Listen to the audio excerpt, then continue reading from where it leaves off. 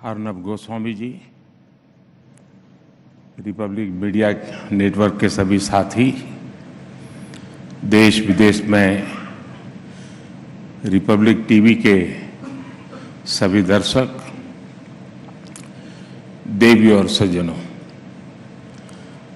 अपनी बात बताने से पहले बचपन में एक चुटकुला हम सुनते थे, वो जरा बताना चाहता हूं।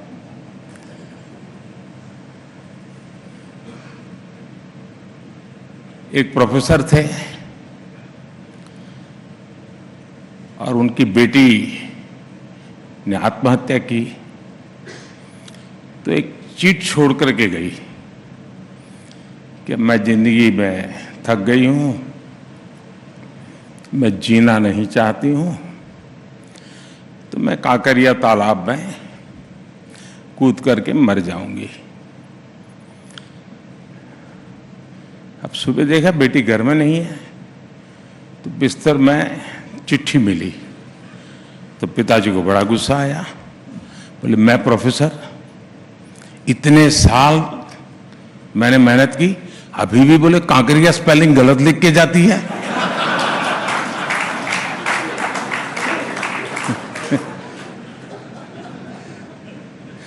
मुझे खुशी है कि अर्नब बढ़िया हिंदी बोलने लगे हैं।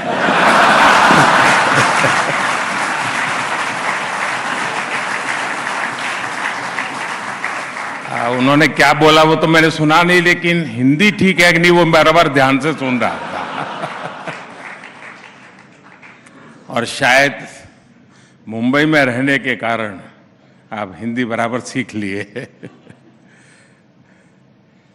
साथियों, आप सबके बीच आना स्वाभाविक है कि आनंद होता है। अगले महीने रिपब्लिक टीवी के 6 साल पूरे हो रहे हैं। मैं आपको बधाई दूंगा। आपने नेशन फर्स्ट के अपने मिशन को डिगने नहीं दिया।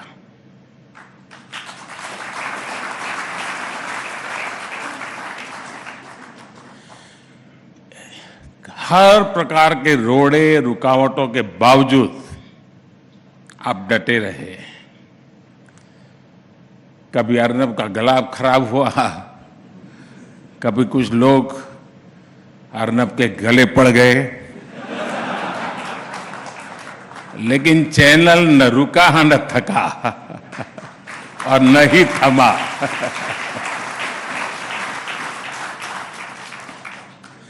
साथियों, 2019 में जब मैं रिपब्लिक समिट में आया था, तब उस समय की थीम थी इंडियाज मूवमेंट, और इस थीम की पृष्ठभूमि में देश की जनता से मिला जनादेश था। अनेकों दशकों बाद भारत की जनता ने लगातार दूसरी बार प्रचंड बहुमत वाली स्थिर सरकार बनाई थी। देश को ये विश्वास हो गया था कि इंडियाज मूवमेंट आ गया है। आज 4 वर्ष बाद आपकी समिट की थीम है टाइम ऑफ ट्रांसफॉर्मेशन, यानी जिस ट्रांसफॉर्मेशन का विश्वास था वो अब जमीन पे दिख रहा है। साथियों, आज देश में जो बदलाव आ रहा है उसकी दिशा क्या है, इसको मापने का एक तरीका है अर्थव्यवस्था के विकास और विस्तार की गति। भारत को $1 ट्रिलियन की अर्थव्यवस्था बनने में लगभग 60 साल लगे, 60 इयर्स। 2014 तक हम लोग किसी तरह $2 ट्रिलियन के मार्क तक पहुंच पाए थे। यानी 7 दशक में $2 ट्रिलियन की अर्थव्यवस्था। लेकिन आज हमारी सरकार के 9 वर्ष बाद भारत आज लगभग $3.5 ट्रिलियन इकोनॉमी वाला देश है।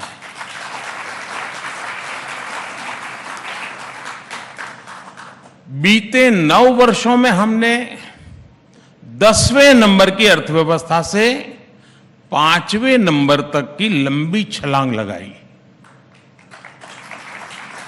और ये सब 100 साल के सबसे बड़े संकट के बीच हुआ है। जिस दौर में दुनिया की बड़ी बड़ी अर्थव्यवस्थाएं फंसी हुई थी, उस दौर में भारत संकट से बाहर भी निकला और तेज गति से आगे भी बढ़ रहा है। साथियों, पॉलिसी मेकर्स से आपने एक बात अक्सर सुनी होगी, फर्स्ट ऑर्डर इंपैक्ट, यानी किसी भी नीति का पहला और स्वाभाविक परिणाम। फर्स्ट ऑर्डर इंपैक्ट ही पॉलिसी का पहला लक्ष्य होता है, और यह कम समय में दिखने लगता है। लेकिन हर पॉलिसी का सेकंड और थर्ड ऑर्डर इंपैक्ट भी होता है। इनका प्रभाव गहरा होता है, दूरगामी होता है, लेकिन ये सामने आने में समय लगता है। इसकी कंपैरेटिव स्टडी करने के लिए, विस्तार से समझने के लिए हमें कई दशक पीछे जाना पड़ेगा। आप लोग टीवी की दुनिया वाले 2 विंडो चलाते हैं ना, पहले और अब वाली, बिफोर एंड आफ्टर वाली, तो मैं भी कुछ वैसा ही आज करने वाला हूं। तो पहले जरा बिफोर की बात कर लेते हैं। साथियों, आजादी मिलने के बाद लाइसेंस राज वाली जो इकोनॉमी पॉलिसी अपनाई गई थी, उसमें सरकार ही कंट्रोलर बन गई। कंपटीशन खत्म कर दिया गया। प्राइवेट इंडस्ट्री को, एमएसएमईज को आगे नहीं बढ़ने दिया गया। इसका पहला नकारात्मक प्रभाव तो यही हुआ कि दूसरे देशों के मुकाबले हम पिछड़ते चले गए, हम और गरीब होते गए। उन नीतियों का सेकंड ऑर्डर इंपैक्ट और भी बुरा हुआ। भारत की कंजम्पशन ग्रोथ दुनिया के मुकाबले बहुत कम रह गई। इसकी वजह से मैन्युफैक्चरिंग सेक्टर कमजोर हुआ और हमने इन्वेस्टमेंट के मौके गंवा दिए। इसका तीसरा प्रभाव यह हुआ कि भारत में इनोवेशन का माहौल ही नहीं बन सका। ऐसे में न ज्यादा इनोवेटिव एंटरप्राइज बने और ना ही ज्यादा प्राइवेट जॉब्स क्रिएट हुई। युवा सिर्फ और सिर्फ सरकारी नौकरी के भरोसे रहने लगे। देश की कई प्रतिभाओं ने तब काम का माहौल ना देखकर देश छोड़ने तक का फैसला कर लिया। ये सब उन्हीं सरकारी नीतियों का थर्ड ऑर्डर इंपैक्ट था। उन नीतियों के इंपैक्ट ने देश के इनोवेशन, हार्डवर्क और एंटरप्राइज की क्षमता को कुचल दिया। साथियों, अब जो मैं बताने जा रहा हूं वो जानकर रिपब्लिक टीवी के दर्शकों को भी जरूर अच्छा लगेगा। 2014 के बाद हमारी सरकार ने जो भी पॉलिसी बनाई है उसमें न केवल इनिशियल बेनिफिट्स का ध्यान रखा गया, बल्कि सेकंड और थर्ड ऑर्डर इफेक्ट को भी प्राथमिकता दी गई। आपको याद होगा 2019 में इसी रिपब्लिक समिट में मैंने कहा था कि पीएम आवास योजना के तहत हमने 5 साल में 1.5 करोड़ परिवारों को घर दिया है। अब यह आंकड़ा बढ़कर 3.25 करोड़ से ज्यादा हो चुका है। इनमें से ज्यादातर घर, उसका मालिकाना हक हमारी माताओं बहनों के नाम पर है। और आप जानते हैं आज एक एक घर लाखों की कीमत का बनता है, यानी करोड़ों गरीब बहनें, मैं आज बड़े संतोष से कहता हूं, लखपति दीदी बनी है।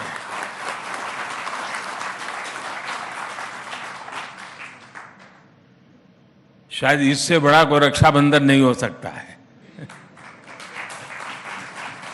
ये हुआ पहला इंपैक्ट।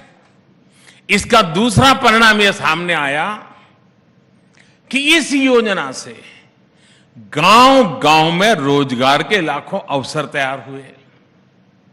और आप जानते हैं कि जब किसी के पास अपना घर होता है, पक्का घर होता है, तो उसका आत्मविश्वास कितना बढ़ जाता है, उसकी रिस्क टेकिंग कैपेसिटी कितनी बढ़ जाती है, उसके सपने आसमान को छूने लग जाते हैं। पीएम आवास योजना ने देश के गरीब का आत्मविश्वास नई ऊंचाई पर पहुंचाया। साथियों, कुछ दिन पहले ही मुद्रा योजना के 8 वर्ष पूरे हुए हैं। ये योजना माइक्रो और स्मॉल एंटरप्रेन्योर्स को फाइनेंशियल सपोर्ट देने के लिए शुरू की गई थी। मुद्रा योजना के तहत 40 करोड़ से अधिक लोन बांटे गए, जिनमें करीब 70% महिलाएं हैं। इस योजना का पहला प्रभाव तो स्वरोजगार में बढ़ोतरी के रूप में हमारे सामने है। मुद्रा योजना हो, महिलाओं के जनधन अकाउंट खुलना हो, या फिर सेल्फ हेल्प ग्रुप को प्रोत्साहन, आज इन योजनाओं से देश में एक बड़ा सामाजिक बदलाव होते हुए हम देख सकते हैं। इन योजनाओं ने आज परिवार के डिसीजन मेकिंग प्रोसेस में महिलाओं की मजबूत भूमिका स्थापित कर दी है। अब ज्यादा से ज्यादा महिलाएं जॉब क्रिएटर की भूमिका में आ रही है, देश की बढ़ती हुई अर्थव्यवस्था को मजबूती दे रही है। साथियों, पीएम स्वामित्व योजना में भी आप फर्स्ट, सेकंड और थर्ड ऑर्डर इंपैक्ट अलग अलग देख सकते हैं। इसके तहत लेटेस्ट टेक्नोलॉजी का उपयोग करके गरीबों को प्रॉपर्टी कार्ड दिए गए, जिससे उन्हें संपत्ति की सुरक्षा का भरोसा मिला। इस योजना का एक और असर ड्रोन सेक्टर पर देखा जा सकता है, जिसमें मांग और विस्तार की संभावनाएं लगातार बढ़ रही है। पीएम स्वामित्व योजना को शुरू करने करीब करीब 2-2.5 साल हुए हैं, बहुत समय नहीं हुआ है, लेकिन इसका भी सोशल इम्पैक्ट दिखने लगा है। संपत्ति कार्ड मिलने पर आपसी विवाद की आशंका कम हो गई है। इससे हमारी पुलिस और न्यायिक व्यवस्था पर लगातार बढ़ रहा दबाव कम हो रहा है।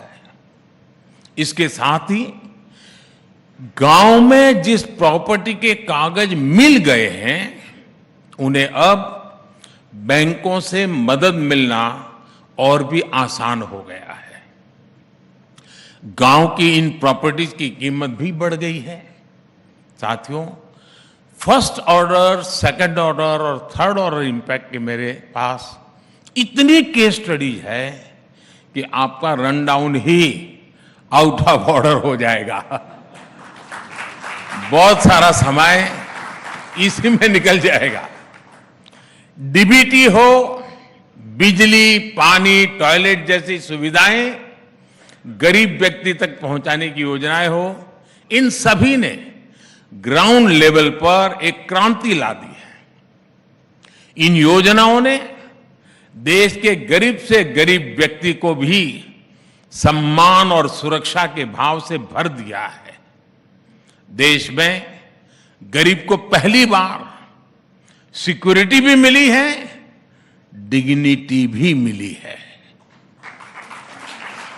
जिन्हें दशकों तक यही एहसास दिलाया गया था कि वो देश के विकास पर बोझ है, वो आज देश के विकास को गति दे रहे हैं। जब सरकार ये योजनाएं शुरू कर रही थी तो कुछ लोग हमारा मजाक उड़ाया करते थे, लेकिन आज इन्हीं योजनाओं ने भारत के तेज विकास को गति दी है। ये योजनाएं विकसित भारत के निर्माण का आधार बन रही है। साथियों, बीते 9 वर्षों से गरीब, दलित, वंचित, पिछड़ा, आदिवासी, सामान्य वर्ग, मध्यम वर्ग, हर कोई अपने जीवन में स्पष्ट बदलाव अनुभव रहा है। आज देश में बहुत सिस्टमेटिक अप्रोच के साथ काम हो रहा है। मिशन मोड पर काम हो रहा है। हमने सत्ता के माइंडसेट को भी बदला है। हम सेवा का माइंडसेट लेकर आए हैं। हमने गरीब कल्याण को अपना माध्यम बनाया है। हमने तुष्टीकरण नहीं, संतुष्टीकरण को अपना आधार बनाया है। इस अप्रोच ने देश के गरीब और मध्यम वर्ग के लिए एक डिफेंसिव शील्ड, सुरक्षा का कवच का निर्माण कर दिया है। इस सुरक्षा कवच ने देश के गरीब को और गरीब होने से रोक दिया है। आप में से बहुत कम लोगों को पता होगा कि आयुष्मान योजना ने देश के गरीबों के 80,000 करोड़ रुपए खर्च होने से बचाए हैं। जो गरीब के जेब से जाने वाला था, अगर ये योजना न होती तो इतने ही पैसे गरीब को अपनी जेब से खर्च करने पड़ते। सोचिए, हमने कितने ही गरीबों को और गरीब होने से बचा लिया है। संकट के समय काम आने वाली ये अकेली योजना नहीं है, बल्कि सस्ती दवाइयां, मुफ्त टीकाकरण, मुफ्त dialysis, accident insurance, life insurance की सुविधा भी पहली बार करोड़ों परिवारों को मिली है। पीएम गरीब कल्याण अन्न योजना देश की एक बहुत बड़ी आबादी के लिए एक और प्रोटेक्टिव शील्ड है। इस योजना ने कोरोना के संकट काल में किसी गरीब को भूखे नहीं सोने दिया। आज सरकार 4 लाख करोड़ रुपए सरकार इसी अन्न योजना पर खर्च कर रही है। चाहे वो one nation one ration card हो या फिर जेम ट्रिनिटी, ये सभी प्रोटेक्टिव शील्ड का ही हिस्सा है। आज गरीब से गरीब को भरोसा मिला है कि जो उसके हक का है वो उसे जरूर मिलेगा। और मैं मानता हूं यही सच्चे अर्थ में सामाजिक न्याय है। ऐसी कितनी ही योजना है, इनका बहुत बड़ा असर भारत से गरीबी को कम करने में हुआ है। आपने कुछ समय पहले आईएमएफ का एक रिपोर्ट आया जो है, एक वर्किंग पेपर, शायद आपने जरूर देखा होगा। ये रिपोर्ट बताती है कि ऐसी योजनाओं के कारण महामारी के बावजूद भारत में एक्सट्रीम पॉवर्टी खत्म होने की कगार पर है। और यही तो ट्रांसफॉर्मेशन और क्या होता है साथियों? आप याद होगा, मैंने संसद में मनरेगा को कांग्रेस सरकार की विफलताओं के स्मारक के रूप में पहचान दी थी उसकी। 2014 से पहले मनरेगा को लेकर कितनी शिकायतें रहती थी। तब सरकार ने एक स्टडी कराई थी। स्टडी में सामने आया, कई जगहों पर तो एक दिन के काम के बदले 30 दिन तक की हाजिरी दिखाई जा रही है। यानी पैसा कोई और हजम कर रहा था। इसमें किसका नुकसान हो रहा था? गरीब का, मजदूर का। आज भी अगर आप गांवों में जाएंगे और पूछेंगे कि 2014 से पहले मनरेगा में कौन सा प्रोजेक्ट बना है जो आज काम आ रहा है, तो आपको ज्यादा कुछ हाथ नहीं लगेगा। पहले मनरेगा पर जो धनराशि खर्च भी हो भी रही थी, उसमें परमानेंट एसेट डेवलपमेंट का काम बहुत ही कम होता था। हमने स्थिति को भी बदला। हमने मनरेगा का बजट बढ़ाया, ट्रांसपेरेंसी भी बढ़ाई। हमने पैसा सीधे बैंक अकाउंट में भेजना शुरू किया और गांव के लिए रिसोर्स भी बनाए। 2014 के बाद मनरेगा के तहत गरीबों के पक्के घर भी बने, कुएं, बावड़ियां, नहरें, पशुओं के शेड, ऐसे लाखों काम हुए हैं। आज अधिकतर मनरेगा पेमेंट्स 15 दिन में ही क्लियर हो जाती है। अब करीब 90% से अधिक मनरेगा मजदूरों के आधार कार्ड लिंक हो चुके हैं। इससे जॉब कार्ड में फर्जीवाड़ा कम हुआ है। और मैं आपको एक और आंकड़ा दूंगा, मनरेगा में फर्जीवाड़ा रुकने की वजह से 40,000 करोड़ रुपए गलत हाथों में जाने से बचे हैं। अब मनरेगा का पैसा उस गरीब मजदूर के पास जा रहा है जो मेहनत करता है, जो अपना पसीना बहाता है। गरीब के साथ हो रहे उस अन्याय को भी हमारी सरकार ने समाप्त कर दिया है। साथियों, ट्रांसफॉर्मेशन की ये यात्रा जितनी समकालीन है उतनी ही फ्यूचरिस्टिक भी है। हम आने वाले अनेक दशकों की तैयारी आज कर रहे हैं। अतीत में जो भी टेक्नोलॉजी आई वो कई कई दशकों या सालों के बाद भारत पहुंची। पिछले 9 वर्षों में भारत ने इस ट्रेंड को भी बदला है।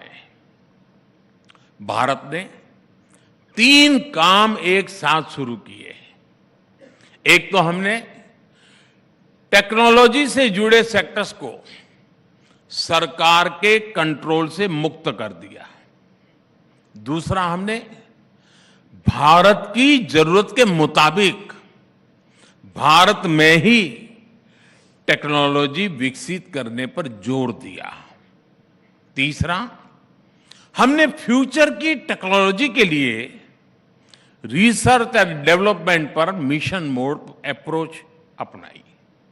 आज आप देख रहे हैं कि देश में किस तरह और कितनी तेजी से 5G का रोल आउट हुआ है। हम दुनिया में सबसे तेज गति से आगे बढ़े हैं। 5G को लेकर भारत ने जो तेजी दिखाई है, जिस तरह अपनी खुद की टेक्नोलॉजी विकसित की है, उसकी पूरी दुनिया में चर्चा हो रही है।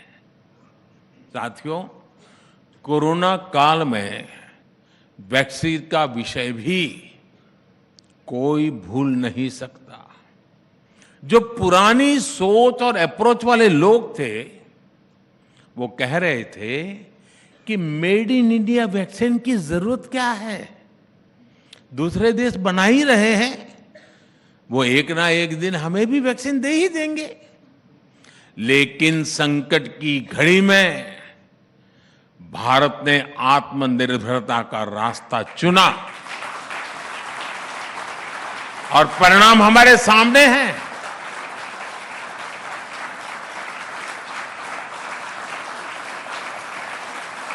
और साथियों, आप कल्पना करो, जिस बात को लेकर के आपको इतनी खुशी होती है, उस हालात में जब निर्णय करने की स्थिति आई होगी, आप अपने आप को उस जगह पे रखो कि दुनिया कह रही है कि वैक्सीन हमारी ले लो, लोग कह रहे हैं बिना वैक्सीन मुसीबत आ रही है, मर जाएंगे,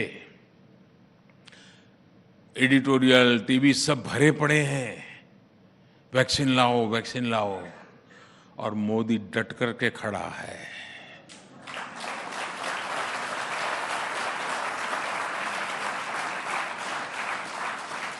बहुत बड़ा पॉलिटिकल कैपिटल मैंने रिस्क पे लगाया था दोस्तों, सिर्फ और सिर्फ मेरे देश के लिए।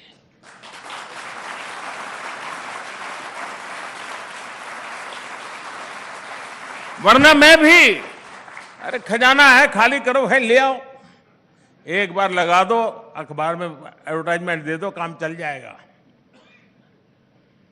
लेकिन हमने वो रास्ता नहीं चुना दोस्तों। हमने बहुत ही कम समय में दुनिया की श्रेष्ठ और प्रभावी वैक्सीन तैयार की। हमने तेज गति से दुनिया का सबसे बड़ा, सबसे सफल वैक्सीन अभियान चलाया। और आपको याद होगा, अभी तो जनवरी फरवरी में कोविड की शुरुआत भारत में शुरू अभी तो हुई थी, और भारत ने मई महीने में वैक्सीन के लिए टास्क फोर्स बना दिया था। इतना एडवांस में सोच करके काम किया है। और यही वो भी समय था जब कुछ लोग मेड इन इंडिया वैक्सीन को नकारने में जुटे थे। न जाने कैसे कैसे शब्द प्रयोग किए थे, पता नहीं किसका दबाव था, जाने क्या स्वार्थ था कि ये लोग विदेशी वैक्सीन के इंपोर्ट की पैरवी कर रहे थे। साथियों, हमारा डिजिटल इंडिया अभियान की भी आज विश्व भर में चर्चा है। मैं पिछले दिनों G20 समिट में बाली गया था। शायद ही कोई देश ऐसा होगा जिसने मुझे डिजिटल इंडिया की डिटेल जानने की कोशिश न की हो, इतनी बड़ी चर्चा है। डिजिटल इंडिया को भी एक समय में ड्रिल करने की कोशिश हुई थी। पहले देश को डाटा बनाम आटा की डिबेट में उलझाया गया, और ये टीवी वालों को तो बजा मर जाता है, दो शब्द डाल देते हैं, डाटा चाहिए आटा चाहिए। जनधन, आधार, मोबाइल की ट्रिनिटी को रोकने के लिए इन्होंने संसद से लेकर कोर्ट तक क्या क्या प्रपंच नहीं किए। 2016 में जब मैं देशवासियों को कहता था कि आपके बैंक को आपकी उंगली पर लाकर मैं खड़ा कर दूंगा, आपकी उंगली पर आपकी बैंक होगी, तो ये लोग मेरा मजाक उड़ाते थे। कुछ छद्म बुद्धिजीवी तब पूछते थे, मोदी जी बताइए, गरीब आलू टमाटर डिजिटली कैसे खरीदेगा? अच्छा, यही लोग बाद में क्या बोलते हैं, अरे गरीब के नसीब में आलू टमाटर होता कहां है। ये ऐसे ही लोग हैं जी। यहां तक कहते हैं गांव में मेले लगते हैं, मेलों में लोग कैसे डिजिटल पेमेंट करेंगे? आज आप देखिए, आपकी फिल्म सिटी में भी चाय की दुकान से लेकर लिट्टी चोखे के ठेले तक डिजिटल पेमेंट हो रहा है या नहीं?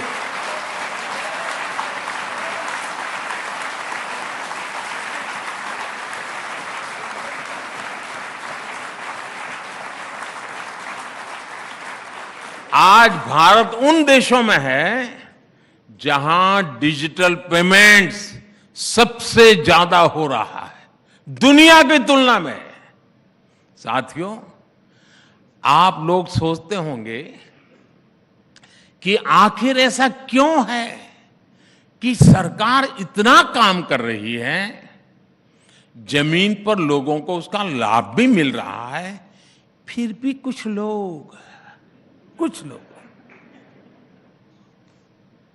लोगों को मोदी से इतनी परेशानी क्यों है?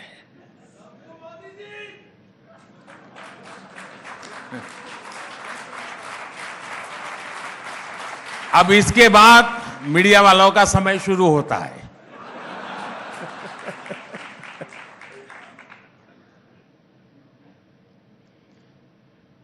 और आज इसकी वजह मैं भी रिपब्लिक टीवी के दर्शकों को बताना चाहता हूं।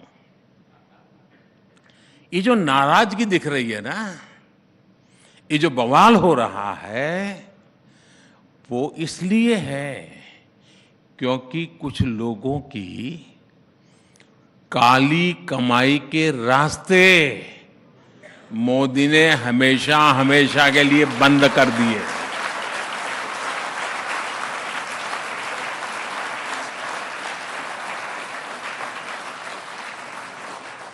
अब भ्रष्टाचार के खिलाफ लड़ाई में आधी अधूरी आइसोलेटेड अप्रोच नहीं है, अब एक इंटीग्रेटेड इंस्टीट्यूशनलाइज अप्रोच है। ये हमारा कमिटमेंट है। अब आप बताइए, जिसकी काली कमाई रुकेगी वो मुझे पानी पी पी कर गाली देगा कि नहीं देगा?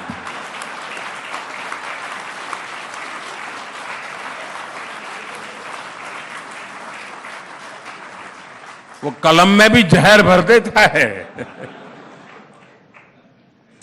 आप ये जानकर हैरान रह जाएंगे कि जेम ट्रिनिटी, उसकी वजह से सरकारी स्कीम्स के करीब 10 करोड़, आंकड़ा कम नहीं है साहब, 10 करोड़ फर्जी लाभार्थी बाहर हो गए हैं।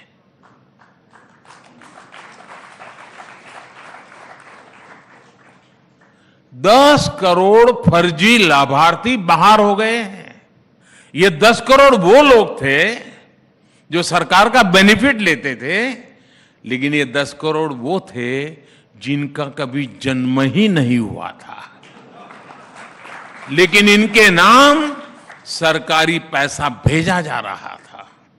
आप सोचिए, दिल्ली, पंजाब, हरियाणा की जितनी कुल आबादी है, उससे भी ज्यादा फर्जी नामों को कांग्रेस की सरकार पैसे भेज रही थी।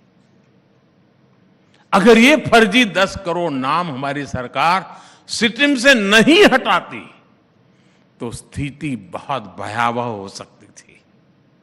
इतना बड़ा काम ऐसे ही नहीं हुआ है दोस्तों।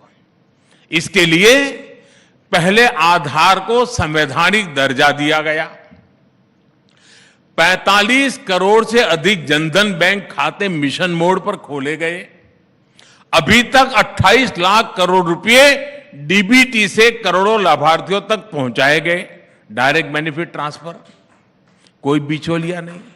कोई कटकी कंपनी नहीं, कोई काली कमाई करने वाले लोग नहीं। और डीबीटी का सीधा सीधा मतलब है, डीबीटी यानी कमीशन बंद, लीकेज बंद।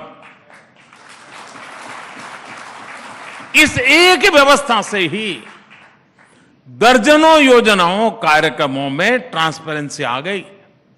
साथियों, सरकारी खरीद भी हमारे देश में भ्रष्टाचार का एक बड़ा जरिया हुआ करती थी, लेकिन अब इसमें भी ट्रांसफॉर्मेशन आ चुका है।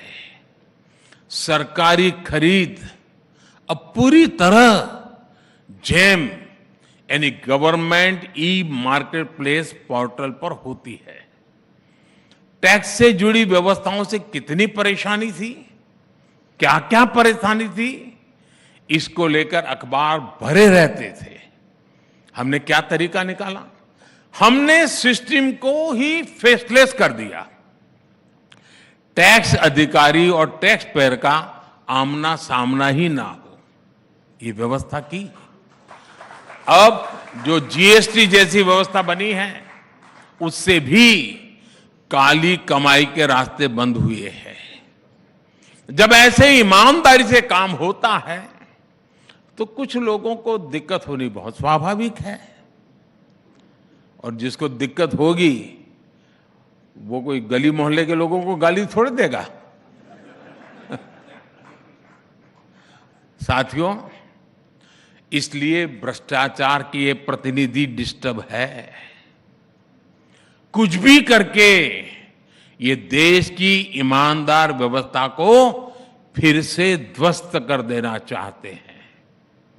साथियों, इनकी लड़ाई अगर सिर्फ एक व्यक्ति मोदी से होती तो ये बहुत पहले सफल हो जाते, लेकिन ये अपनी साजिशों में इसलिए सफल नहीं हो पा रहे हैं क्योंकि इन्हें पता ही नहीं कि ये सामान्य भारतीय के विरुद्ध लड़ रहे हैं, उनके खिलाफ खड़े हुए हैं। ये भ्रष्टाचारियों का कितना भी बड़ा गठजोड़ क्यों बना ले,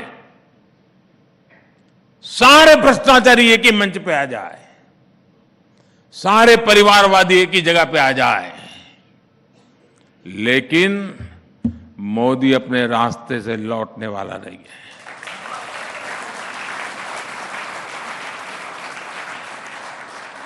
भ्रष्टाचार और परिवारवाद के खिलाफ मेरी लड़ाई जारी रहेगी दोस्तों, और मैं देश को इन चीजों से मुक्त कराने के लिए प्रण लेकर के निकला हुआ इंसान हूं। मुझे आपके आशीर्वाद चाहिए।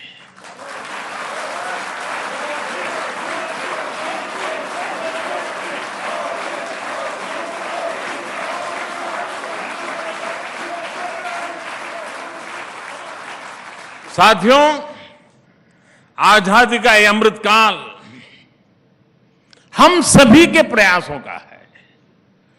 जब हर एक भारतीय की शक्ति लगेगी, हर एक भारतीय का परिश्रम लगेगा, तो विकसित भारत का सपना भी हम जल्द से जल्द पूरा कर पाएंगे।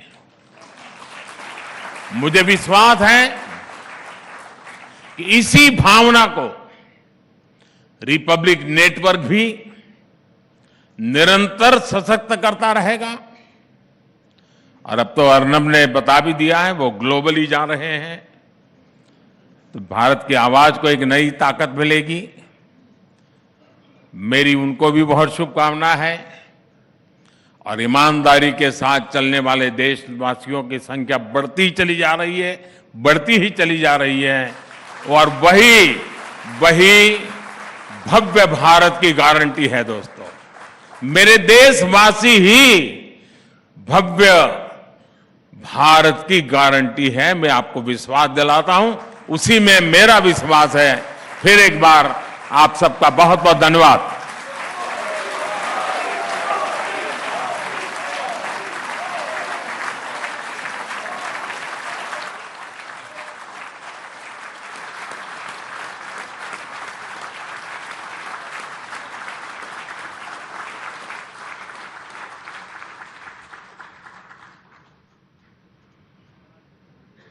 Pradhan Ji, today we commit to you with all our energy. We will work to make your vision what you have shared with us.